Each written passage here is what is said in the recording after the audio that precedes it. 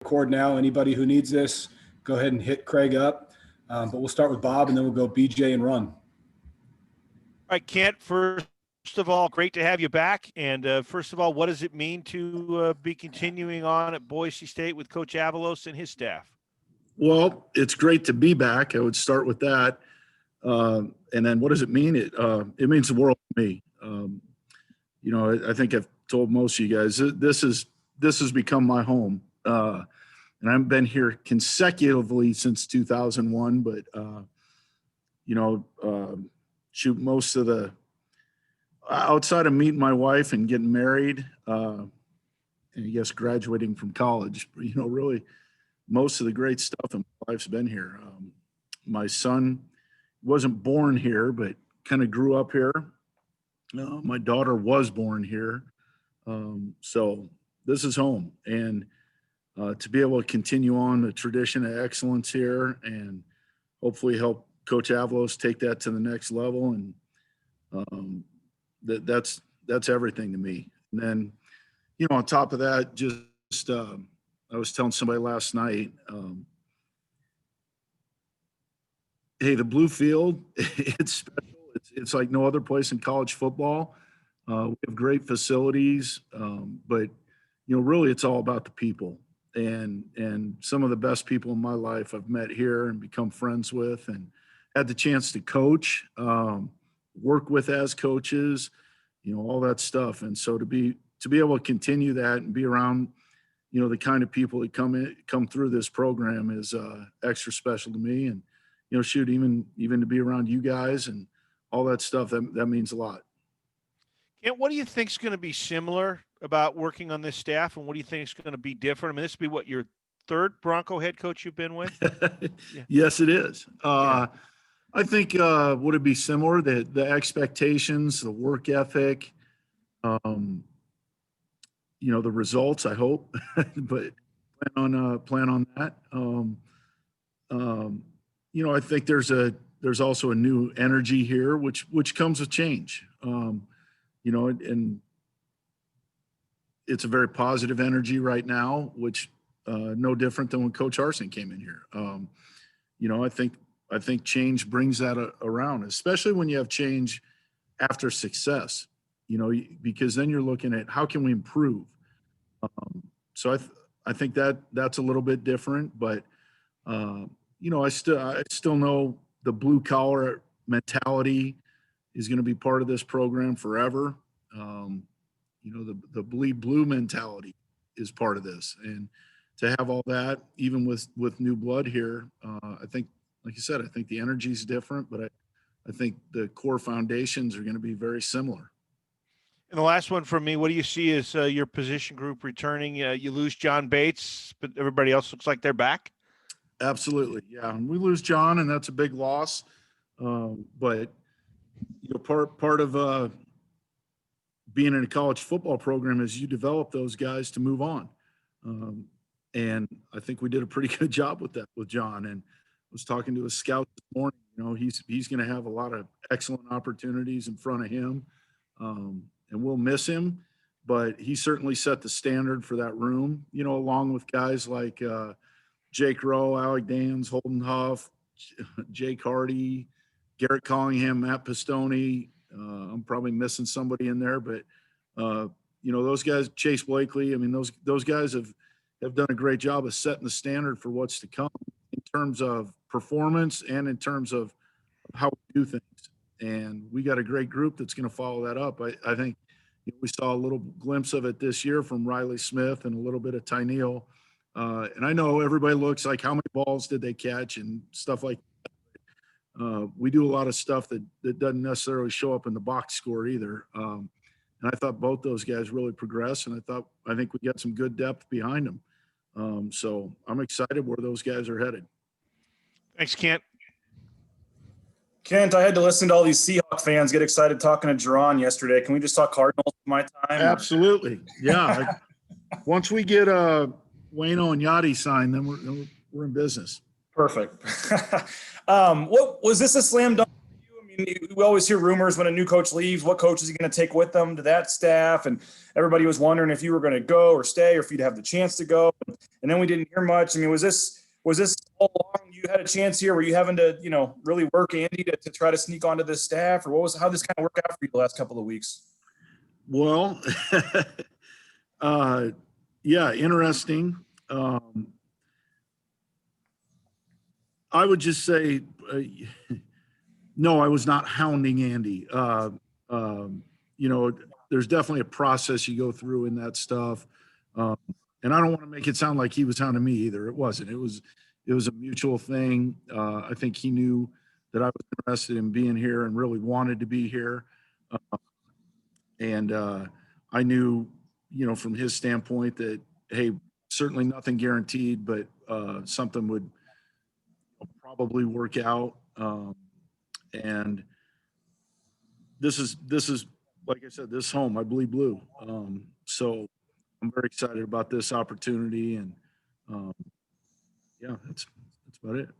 You had, I know in the past you've had other titles and stuff too, and other things that you've worked on, whether chief of staff, I think for offense or whatever it was, and then, associate head coach and all that. We just saw tight ends in the announcement. Is that mostly what you're focused on right now then, or? Yeah, absolutely. And at this point, that's what's needed. So, I think there's always room for growth and stuff like that. But at the end of the day, I'm not going to change who I am and what I can contribute. I definitely can focus a little bit more on that stuff. But, in my mind, that pertaining to me, not pertaining, general college football or any of that stuff, but that's just a title, and that doesn't mean anything. And it wouldn't, in my opinion, change what I have to offer. You mentioned, 2001, obviously, when you first started with the program, and obviously a lot of experience, a lot of younger coaches on this staff to this point, not to age you or anything, but I mean, what can you provide? No, I'm aged. I'm aged.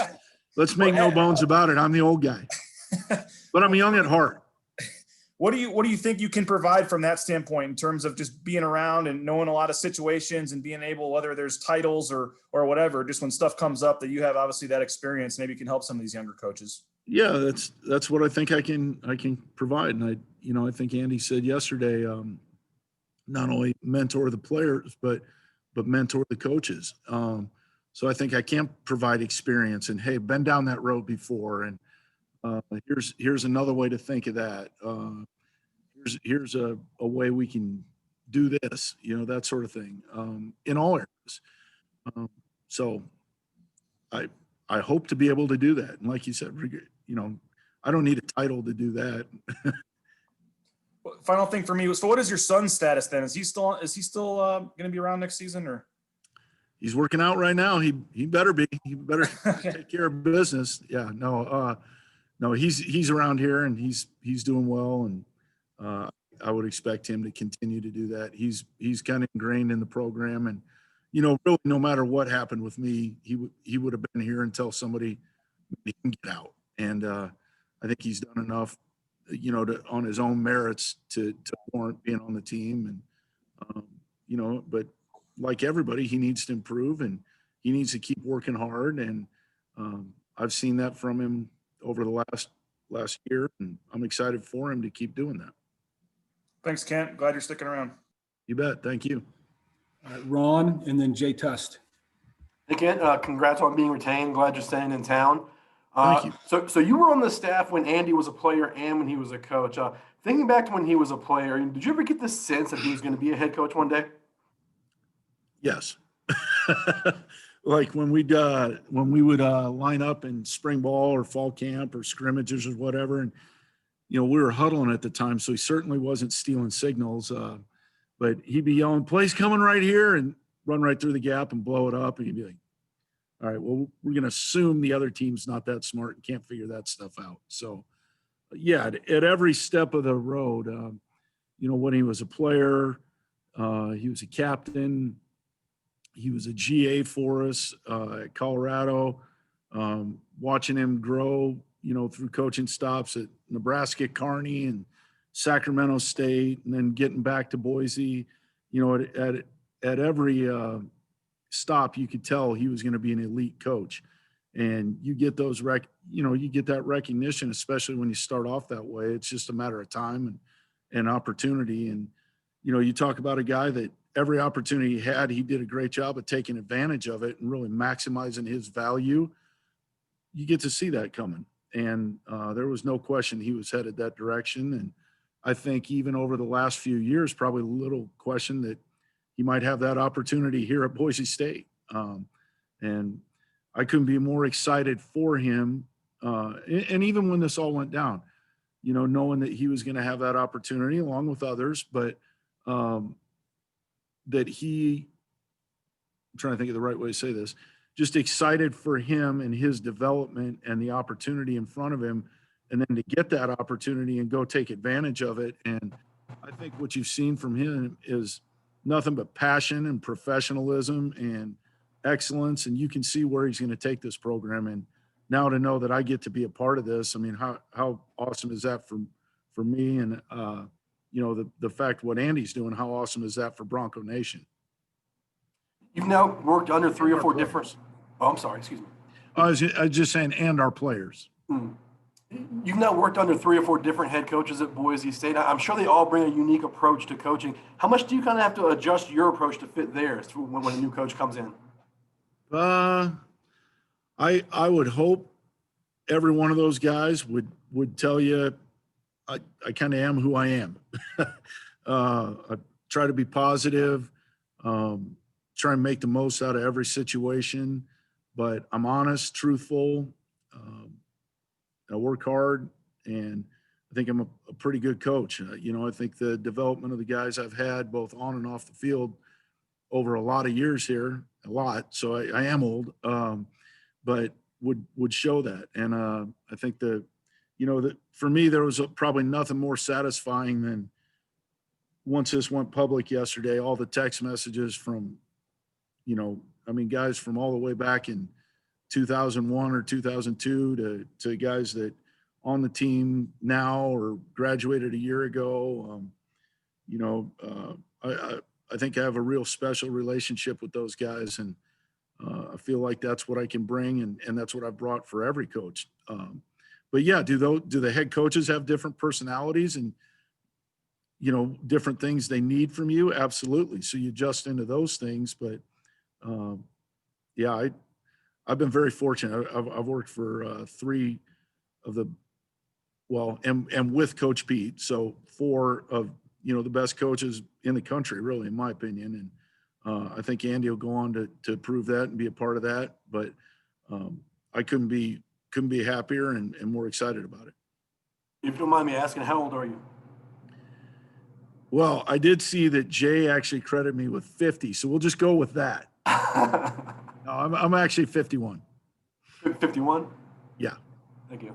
And so you've had such an extensive career. What would be your best advice for a guy like Jerron Johnson who's just beginning his coaching career?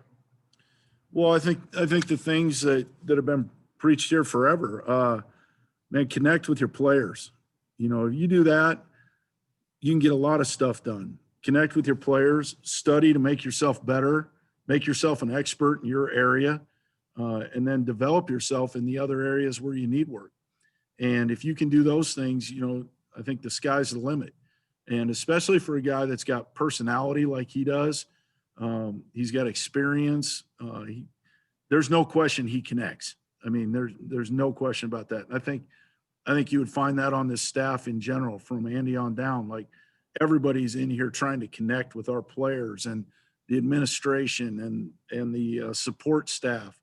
That's one thing that's really going on. And man, when you get that and you get everybody moving together and trying to help each other out, look out. We're coming fast. Thanks, Coach. Congrats again. And just to answer your other question, that's Coach Plow's hashtag, right? Half 100 or something. Yeah. So, I fit that. Jay Tuss followed by Will Hall. So Rid, this last year due to COVID, it didn't count towards eligibility. So I just wasn't going to count your most recent birthday from a few months ago. Perfect. I'm good with that. Is that cool? Yeah, that's the plan. That's and the hashtag. We're still trying to recruit Bates. Yes. Exactly. Kent, for so long, this program has preached, building men of character and preparing them for life. When you look around right now and you see Andy Avalos, Winston Venable, Matt Miller, Jerron Johnson back coaching the program they once played in, what's the first thing that comes to mind for you? It's the Boise State way. We generate men of high character, integrity. I mean, that's stuff we talk about every day around here. And we send those guys out into their fields, and those guys happen to be coaches, and the opportunity to come back here and be a part of that is phenomenal. But we've got guys, in business, in law enforcement, in medical, attorneys, all that stuff. And those guys are doing just as well in their field. It just doesn't happen to get published as much. But I just think that's the Boise State way. And then to get those guys back here, I think part of the Boise State way is having Boise State guys around here so that they can pass that on to the next generation. And that'll keep fulfilling itself as we go. That, you're probably always going to have guys really connected to the program, former players, that sort of thing here for as long as I can see. We joke around that you might be the older guy on the staff at the moment. But how much do you not might how much do you embrace this role though? And how can you transition the program or help transition the program through this period?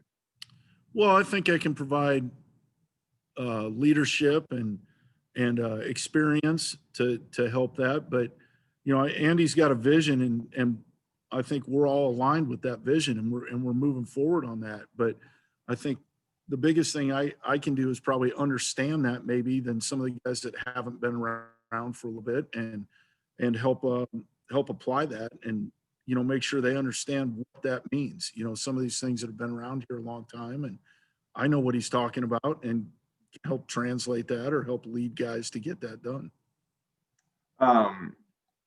Kind of another way just to ask a similar question, but right now you own the title of being the longest tenured member of the Boise State football team. You've been at Boise State this will be your 13th season. I mean, that's a stretch that, approaches the longevity of Chris Peterson's time at Boise State. I mean, what does that mean to you? I guess it's an honor is probably a better way to say it, because I think that means that, Coach Hawk, Coach Harst, Andy, I think they know I provide value here. There's no free rides in college football. So, it's about results. And I think that means that there's belief in me that I can get that done. And, hey, titles change and you do different things and whatever, but I feel like I've been involved really in every facet of the program and can help lead us to the next level. That's the thing about Boise State. We're never satisfied with where we're at, and we're always trying to improve. And whether that's improve individually, improve as a unit, improve as a team, that's all important. And, for me to have the opportunity to continue to help on that journey is an honor to me. Great. I appreciate it. You bet. Thank you. Yep. Will Hall, followed by Johnny Mallory. Hey, Rig, congrats. Great to see you. Thank you, I'm Will. curious, what are your first impressions of Coach Plow and his new offense that he's bringing here to Boise State? Man, very impressed. He's dialed. We had the privilege of interviewing him a year ago. So kind of got, a little bit on the introduction, I guess would be last year. But to get really into the details, man, it's awesome. It's going to be explosive. It's going to be fun. Guys are going to have some freedom and to make things happen. And I think it's going to be really exciting for the fans. I know it's exciting for the coaches and the players. And I expect you to see a unbelievable product and the kind of explosive offenses we've come to expect at Boise State. And I I would anticipate that not only to continue, but to excel and improve. Specifically with your tight end group, what do you think of the season that Riley had, and how exciting is his future? I think it's limitless. I really do. And I think, for him, especially since he transitioned over from quarterback, but, to get to learn from a guy like John Bates, like how awesome is that? But then you see him, when John was injured a little bit, and then at the end of the season there, Riley really step up and come on. And I'd mentioned Tyneal in that too. Like those two guys got so much experience, and both of them, Riley might caught the ball down the field a little bit more than Tyneal did, but if you guys have been at practice and seen all the stuff Tyneal did, you'd be like, oh, geez, and then again, I say some of the unsung stuff. I mean, Riley makes a great play in the championship game down there to kind of set up a touchdown, but Tyneal has a great block on it. Or, we can't really throw the ball very well at Wyoming because of the weather, but man, Tyneal's getting after the defensive end and getting the running back outside. And, so I think both those guys, I'm really excited. But, I go back, and I know I said this earlier, but all those tight ends before him, going back to 2014, 15, kind of in there, have really set the standard of what we're all about and how we do things. And, if we just follow that model of preparation and improvement and toughness and discipline, man, those guys are both unlimited potential. But yeah, Riley, I mean, obviously he's going to be special, and I look forward to seeing him, really kind of pick up where John left off and continue to move that position forward. Thanks, Reed. Congrats. You bet. Thank you, Will. Hey, congratulations on sticking around, Coach. Appreciate you. Thank you. The West Coast offense, Coach Plow said he has some old West Coast schemes with this, and obviously that was a big position for the tight end. Just schematically speaking, what do you like about Coach Plow's offense and how it's going to be maybe more conducive for the tight end or less? Just how your position group's going to fit in with this scheme, Coach? Yeah, the ball's spread around. We're going to move it around. There's not, because of the tempo, the ball's just going to end up going to different guys more often. But I'm excited about it.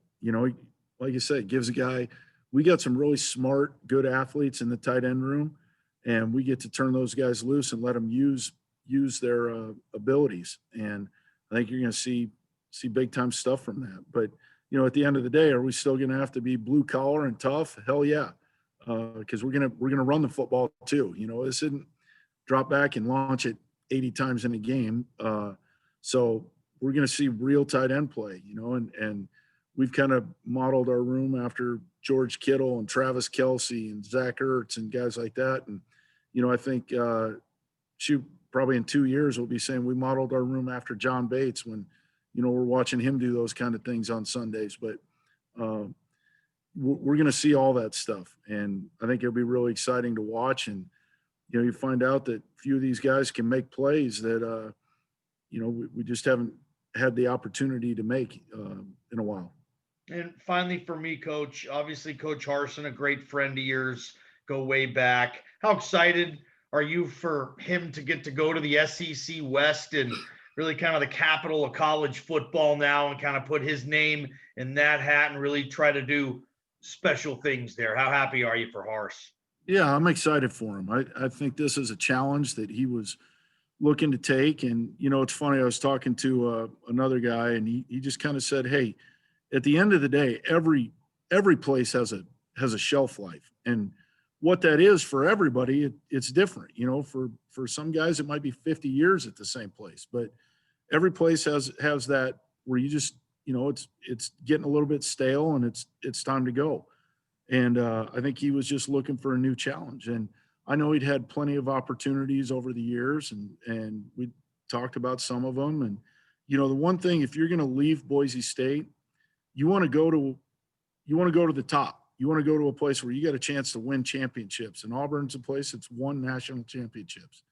They've had Heisman Trophy winners. You know, they've been the best of the best. And for him to be able to go lead that obviously provides a tremendous challenge. But I know he's up to that task, and he's going to put together a staff, a team, all that stuff that'll be molded in his vision. And those guys will go out there and they'll compete. And I would expect nothing but the best from them. And, you know, they're going to have a lot of fun. And hey, part of coaching football is overcoming challenges. And that's what makes it special when you do it, and a special group of guys. And, you know, over the last 7 years, we've had a lot of that stuff here, and we had 1 year at Arkansas State. And man, I appreciate every minute of that. And I appreciate him bringing me back here to Boise, back home. That was a big deal for me and my family. And, you know, shoot, I've got a 9th grade daughter, and you know, to get her back here and have my son be a part of the team. I mean, I can't be grateful enough. You know, just that's been a huge deal for me. And, you know, I sent a tweet out to Hawk last night, like, you know, thank you for bringing me out here initially. You know, and that goes back to guys like, when that was going down, I had my best man at my wedding. Some of you guys might recognize the name. It was a guy named Tom Nordquist, who somebody wrote an article about Tom recruiting Andy up here. So I got Tom and Mark Kelfrich recruiting me for Hawk to leave Army and come out here to a place I really didn't know that much about. And, you know, how, you know, we get put on these paths, and, you know, it's the people along the way.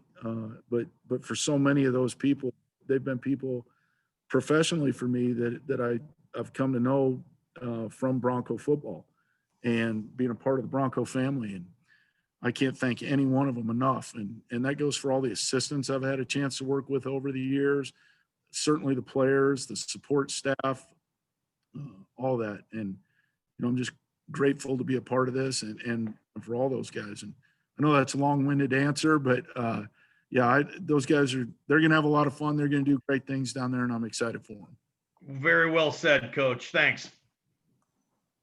On and BJ, I think you each have a quick follow-up. I have a quick one. I just didn't know, Kent, this might be more of a question for Andy, but are you guys like planning that you'll be able to have a full 15 spring practices, or what is kind of the plan like moving forward with the pandemic and everything? What do you guys expect in the off season to look like? We are 100% planning on that. We well know plans get changed, but no, at this point, yeah, we're planning on having a full spring practice and a full off season, and a full summer leading into next season. And I think that's the one thing I shouldn't say always, hopefully we never have to do this again. So it won't be always, but one thing that we've learned from this is, man, you know, plan it and then adjust when the time comes and adjustments need to be made. But for right now, yeah, we're planning this like a real off season. Guys working out already. We're still adhering to every protocol. So guys are distance and masks and all those sort of things. But yeah, we are planning on rolling into this. And, you know, I think even at this point, we're planning on a normal college football season by the time we get there. Now, I don't know what the reality of that is. I'm not an epidemiologist or whatever, but, you know, we're planning for it. Thank you. Coach, I'm curious about your thoughts on John Bates as an NFL prospect. What about him translates best to the next level? I would start off first and foremost and say, in my opinion, you know, the NFL guys will judge the ability, but I think his ability translates unbelievably. He's a big, tough, strong guy that can block, run, and catch. So I think that translates into that, and especially the way they're using tight ends in the NFL right now. But I think what really makes him a can't miss prospect is his character. You know, you talk about a guy that shows up every day, prepared, ready to work, you know, fights through adversity, shows toughness, and then is productive on the field. Like, give me that guy all day, every day. And when I talk about the standards that have been set, you know, I think back to, you know, guys like Jake Rowe playing on a broken foot, and just getting it done, finding a way. That's one thing we talk about here is finding a way. And, Holden Huff, like playing with one arm, Alec Dans, when Jake went out playing in the bowl game with like his one arm strapped to him, his foot messed up, his knees messed up, and, scores a touchdown. He's like, well, hell, if I knew it was that easy to do it that way, I just done that my whole career. Like, yeah, all right, good. But, no, but I think John embodies that mindset and character. And then, you add a few physical things that some of the other guys may not have had. That's a pretty special dude, man. And I really do. I've been talking to scouts for 2 weeks now or whatever. And I think they get mad at me because I won't say anything bad about him. I'm like, well, I'm not going to make something up. So. Thanks, Coach. Jay, did you have one more? I was just going to ask him if he could give BJ some advice on how to be a Cards fan and have people actually like you. Well, yeah, just kidding. I'm kidding. Just try and keep it low key. Yeah. I know at the start of the season, I'm going to be really mad at him because, it's like, you got to be kidding me. How did that happen? And then, by midseason, I'm like, they're coming around. And then by the end of the year, it's like, we got a chance. Yeah. We got a chance. Oh, don't worry. I've followed it now ever since BJ's been here, where usually in June it's throw in the towel, season's over, and then Matt Carpenter goes from hitting 184 to winning the MVP. Yeah, exactly. I hate you people. That hasn't happened in a couple years, Jay. I'm just kidding. I'm messing with you. This is the year, though. This is the year. Yeah, exactly. Rid, thanks, man. Thank you, guys. Appreciate you, Rid. Thank you. Appreciate you guys and fired up to keep working with you. And yeah, seriously, anything I can do for you guys. Sometimes I can't always provide information, but if there's ever anything I can do, I will do it. So. Thanks, Rid. All right. Thank you, guys. Take care. Thanks, Coach. One of my all-time favorites.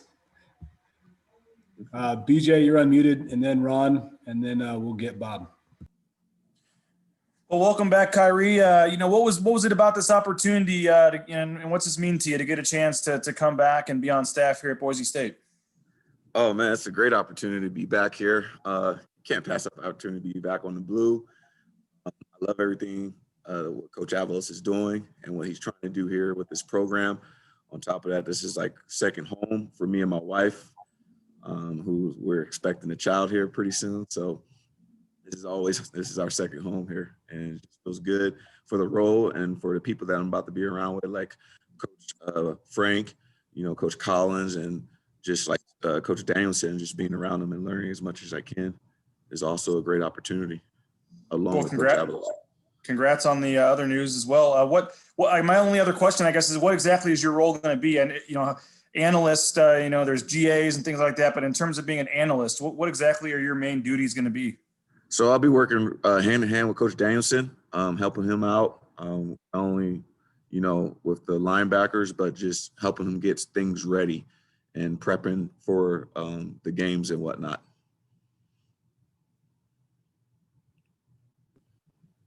Khayree, congrats on getting the job, and welcome back to Boise. Appreciate it. So you spent the 18 season working with Andy at Boise State, and you followed him to Oregon. Over that time, what did you learn about him that made you comfortable to follow him back to Boise State now? Just the things, how he carries himself, his organization, his process. Man, this dude is a whole nother level.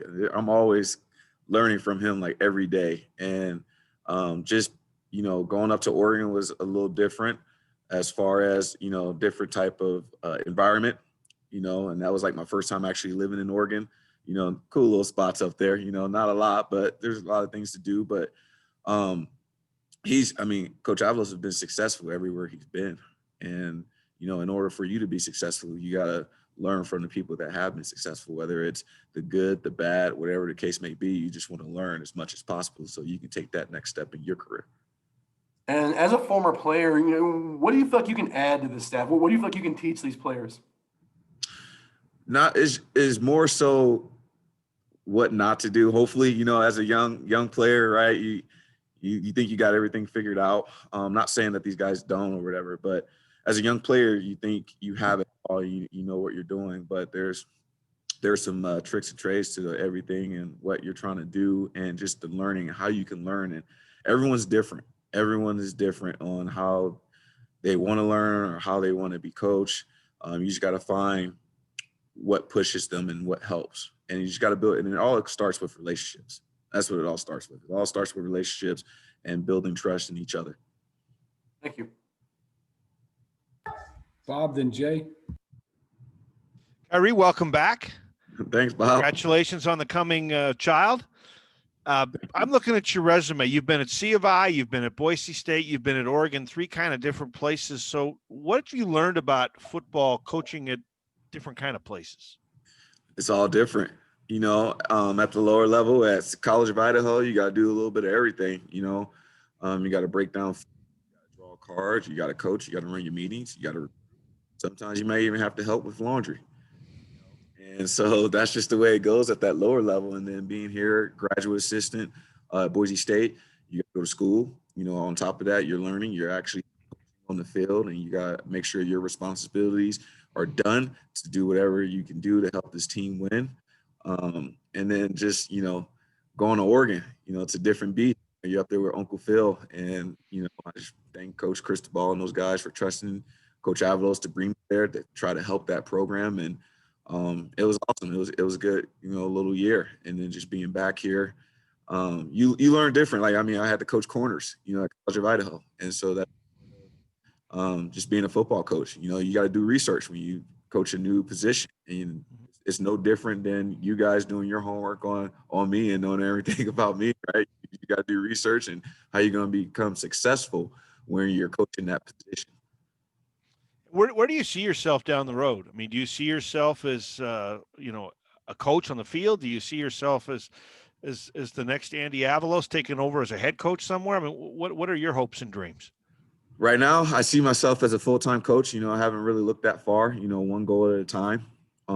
But I do see myself as a full-time coach being on the field and just taking those steps. And right now, you know, I'm progressing.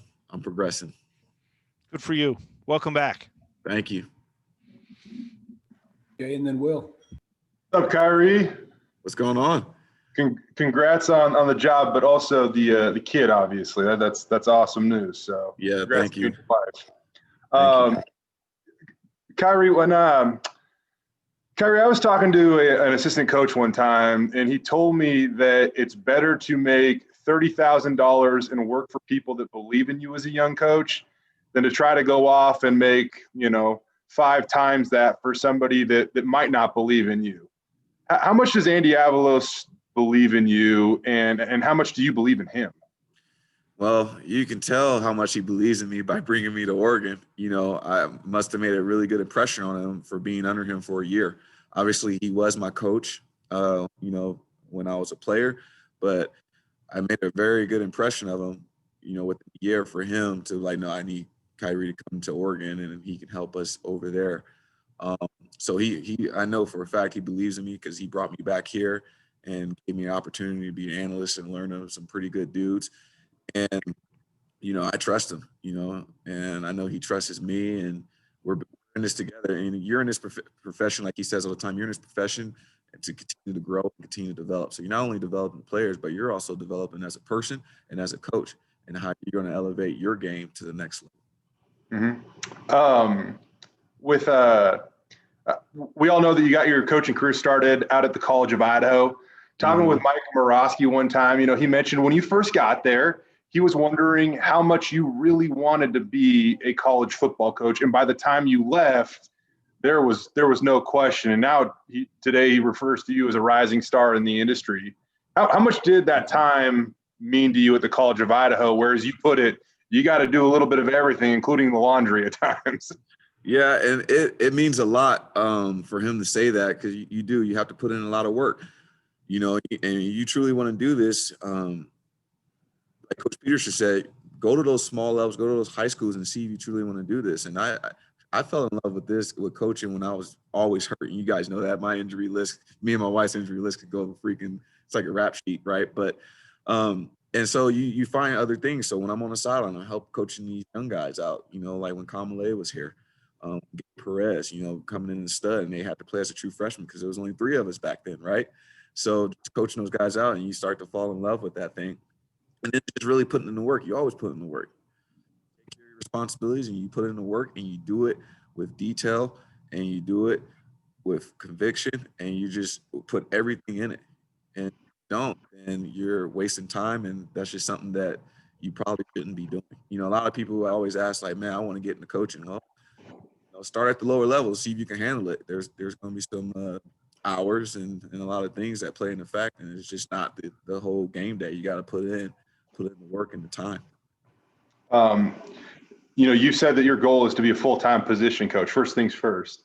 How close do you believe that you are to that goal? And is it anything that you wanted right now? Was it humbling at all to kind of go this route, or were you okay with it?